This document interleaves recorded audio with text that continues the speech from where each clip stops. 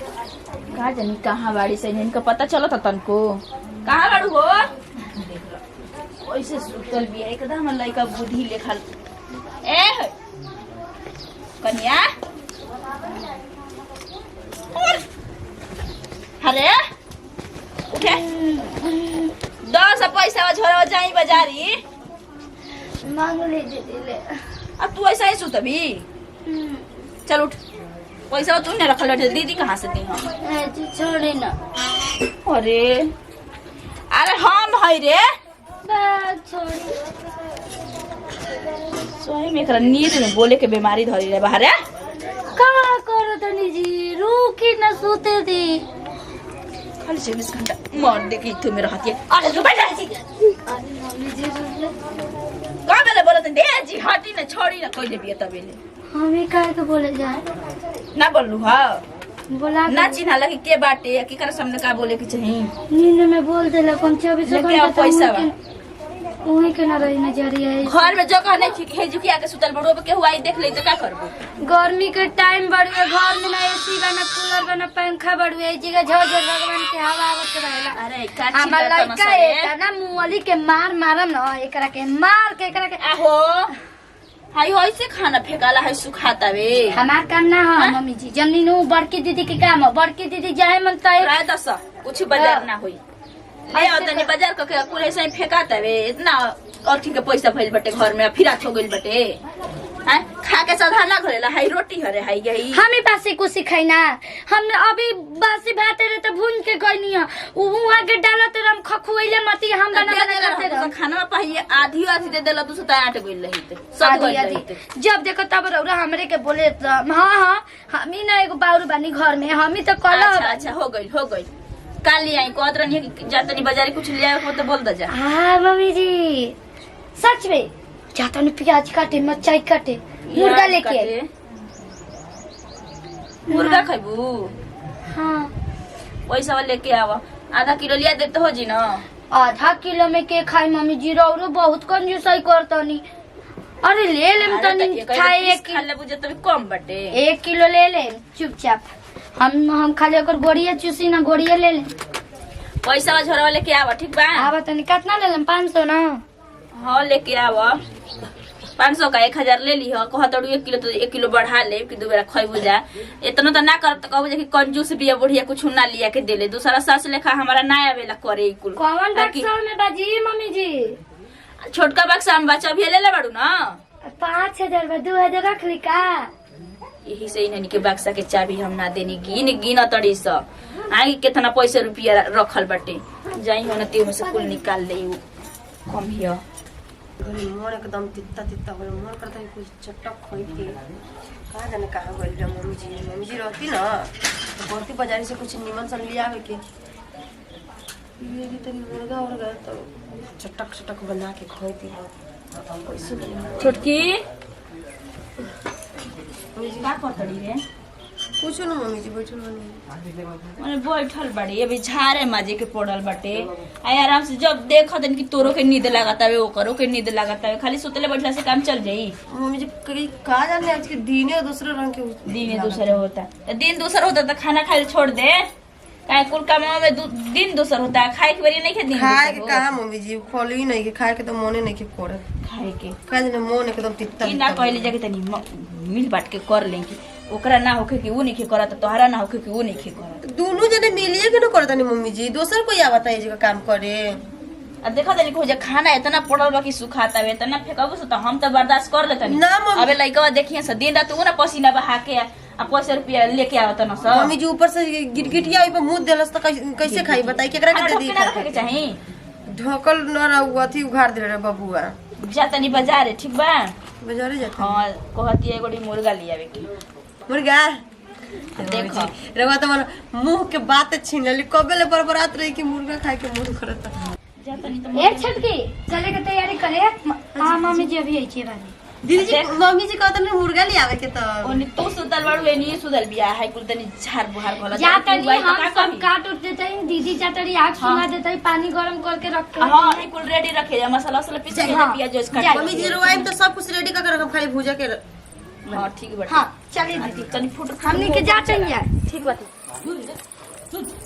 तो हम लइका बुद्धि बाइन हनी का कुछ कहला पर हो में हो ना में ना जाए तो खइले पियले लेना बा हो दिन रात आदमी काहे खातिर मुंह त खइले पियले खातिर न 1 किलो कहले भी 1 किलो लिया देते ना खुशी न हो यहाँ सब जाए तो 1 किलो अपन और से बुढ़िया लिया दियली चल में देरी होता ए दीदी जल्दी अभी चोरी हम सोचे तनी कि बूढ़ी के आवे से पहले सब काम हो जा। पानी में गरम करके पानी गरम कर दी, हम मसाला पीस दे तनी, है सब काट के तैयारी करके रखो तनी, बस खाली मम्मी जी आइम बनावे के रह जाई।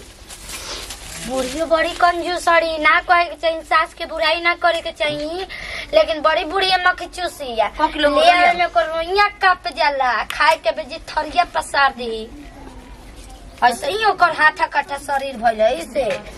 और जानते छोटकी, और जब हम आई रही ना तो बुढ़िया मुर्गा मंगा के मार्केट से और रजाई में लेके सुतत रहे।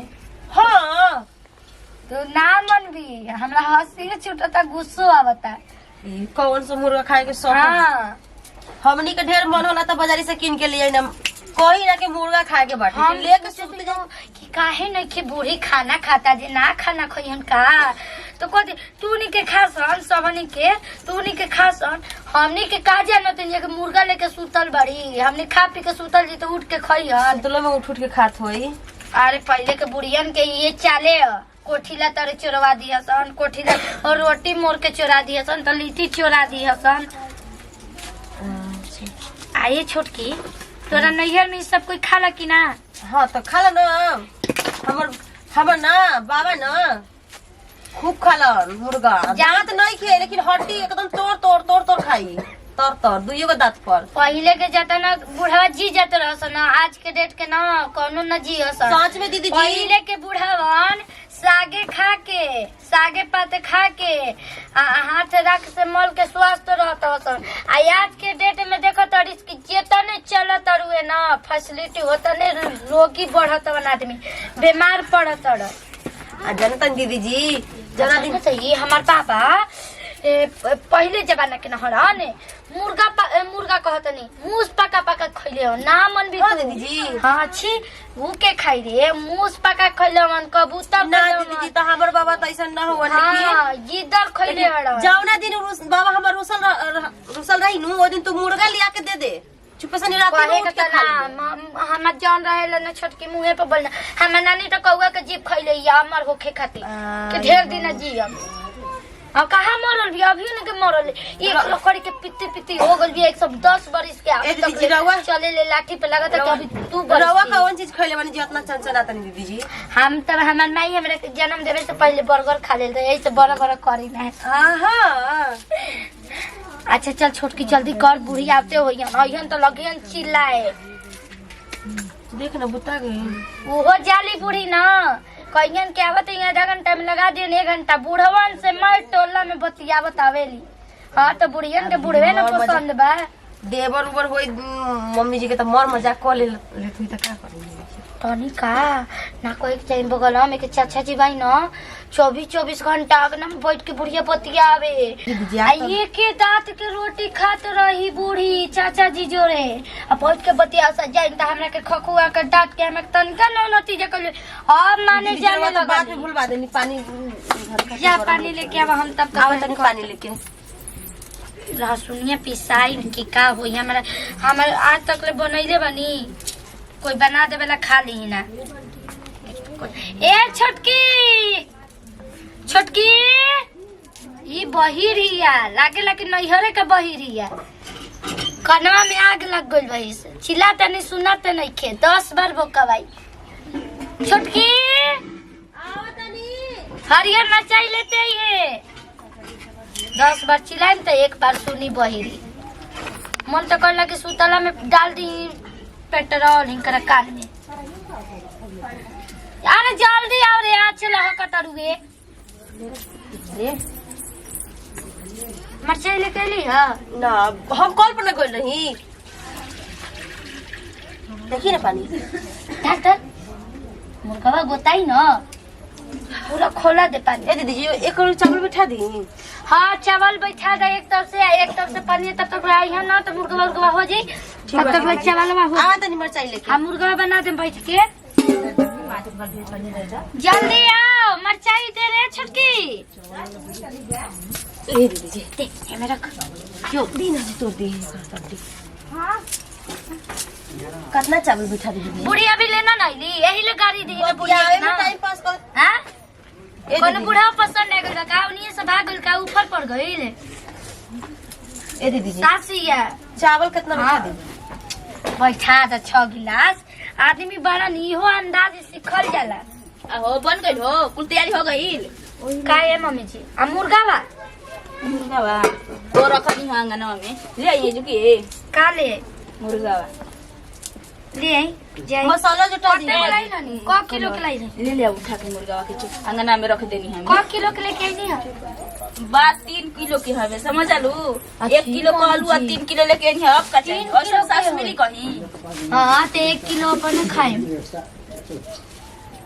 मजाक बोले ली मजाक नहीं मम्मी। ऐसे करबू ना तो जाऊ ना लेके आओ तनी ना तब ना लेके आई आ छोड़ दे खा ले बुझा मुहर्ता वाले तो हम लोग रौरा सब कोई लागी चाची या काकी को तो केकरा पर लोग ताकी। टमाटर डालू हाँ हाँ मम्मी जी चटक बनी कैसे? ठीक बा। दीदी जी बस रहे दो। मम्मी जी 2 किलो का मुर्गा देखा दे ये ठीक नहीं है। अब कितना चाहिए? थक देले बना ते के बता 3 किलो के मुर्गा बाड़ुए। अरे कमन 3 देला किलो के लंगड़ा पगइलो कन रौरा के लंगड़े पसंदे पड़ेला। ए मम्मी जी बहुत एक गरम हां लंगड़ा रौरा के पसंदे पड़ेला। लंगड़ा कुछ हुआ का हमारा वैसे बतिया तड़ू ये कुल देखा जाला सास के केकरा से हम हंसत नहीं बोलत नहीं। अरे देवर हम तनी हंसिए बोल देनी त का हो गइल? देवर देखा भी बता रहा के जानता। का कल हुआ? मम्मी जी कनी टमाटर तीनों काटनी अपना अंदाज से बना ला जा। जाई हम कर देते। देखा कुल बा हाय मुर्गा लेके कल पे चली खौल गइल बा पानी लेके आवती है छोटकी जाई। हमने लेके आइए सतवानी को मुर्गा बात कह दो तो आज ही मई हो जाता है सब। लंगड़ा कुछ हक्का जानत में की देवर हकी का हो। लंगड़ा के देखते इनकर मन गिलगिला हो जाला, देखे ली तो देखला मन में लड्डू फूटल। अरे छोटकी